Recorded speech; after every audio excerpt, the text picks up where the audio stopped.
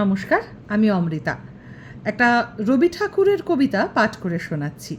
রবি ঠাকুরের চিরায়মনা আমার খুব পছন্দের কবিতা, আপনাদেরও একটু শোনাই, ভাগ করে নিই আমার ভালো লাগাটা।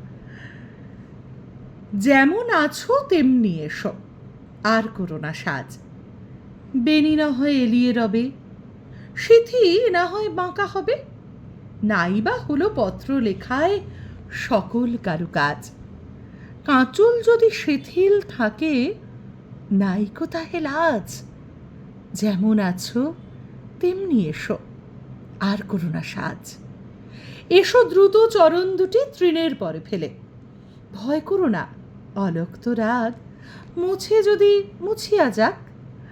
নূপুর যদি খুলে পড়ে, না হয় রেখে এলে, খেদ করো না মালা হতে মুক্তা খসে গেলে। এসো দ্রুত চরণ দুটি তৃণের পরে ফেলে। হ্যারোগই আধার হলো, আকাশ ঢাকে মেঘে। ওপার হতে দলে দলে বকের শ্রেণী উড়ে চলে। থেকে থেকে শূন্য মাঠে বাতাস ওঠে জেগে।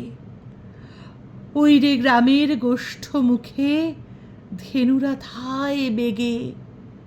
হ্যারোগই আধার হলো, আকাশ ঢাকে মেঘে। প্রদীপখানি নিভে যাবে, মিথ্যে কেন জ্বালো?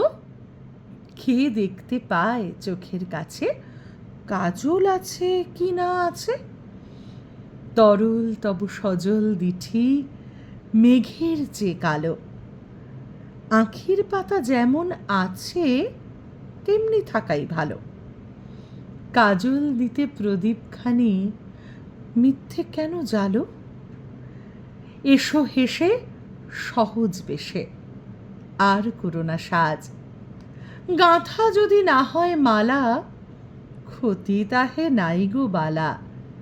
ভূষণ যদি না হয় সারা, ভূষণে নাই কাজ। মেঘে মগন পূর্ব গগন, বেলা নাই রে আজ।